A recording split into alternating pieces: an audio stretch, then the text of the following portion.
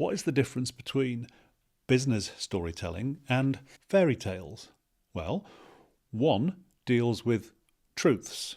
The other is mostly wishful thinking. But it's not the way round you imagine. I think fairy tales deal with truths, and a lot of what passes for storytelling in the business world is frankly wishful thinking.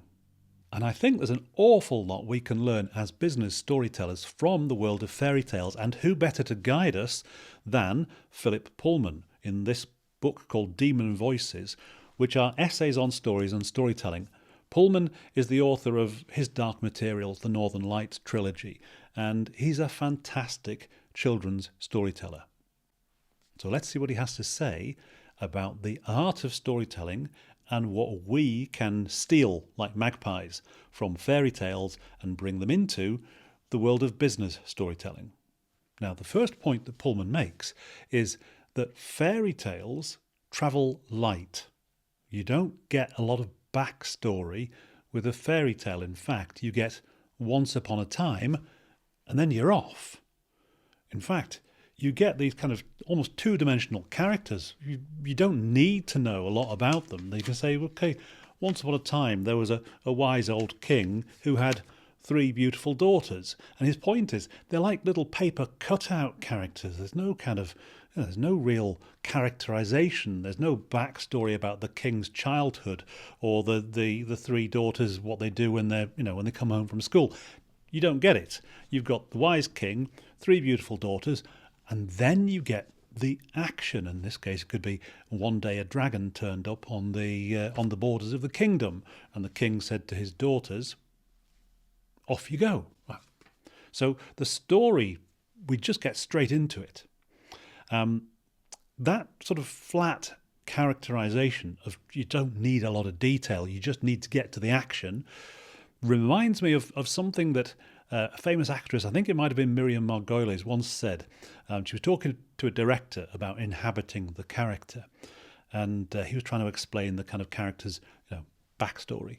And she just said, age, sex and class, darling, that's all I need. I can do the rest. And age and sex, well, okay, that gets you, is it an old person, young person, male, female? And when she was talking about class, I think what she meant really was position in the social hierarchy. So, a king with 3 beautiful daughters is a different story from the huntsman and the queen, or the queen and the huntsman's daughter. Well, that's a completely different story, but you don't need to know much, just age, sex and class. And by class you can include ethnicity, religion, anything that marks people out in a social hierarchy. So when it comes to thinking about business storytelling, I think the same applies. We don't need to know much about the characters in the story, whether the story is about you, the entrepreneur, you, the business owner, or the story is about the customer. It doesn't really matter. We don't need detailed characters. We just need age, sex and class.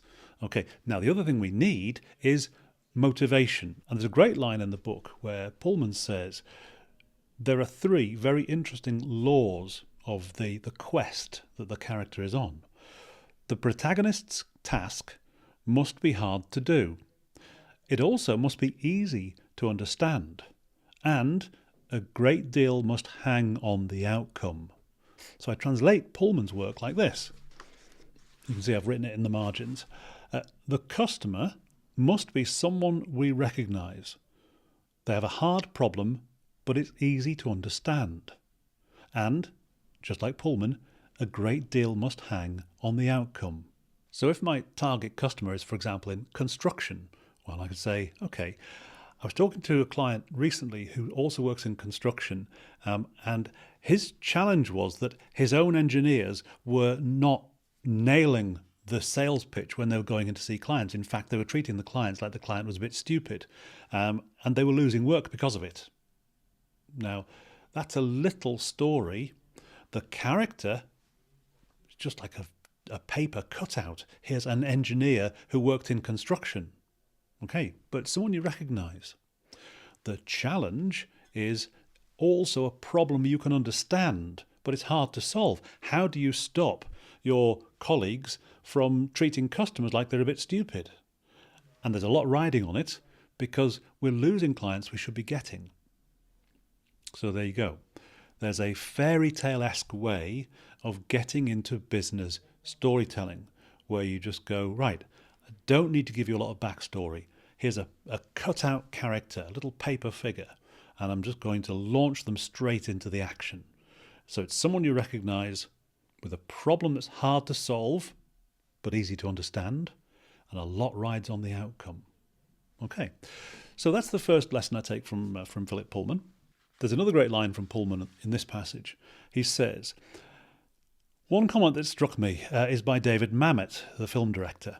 In his book, he says, the main question a director must answer is, where do I put the camera? Now, where do I put the camera? I think, says Pullman, that's the basic storytelling question.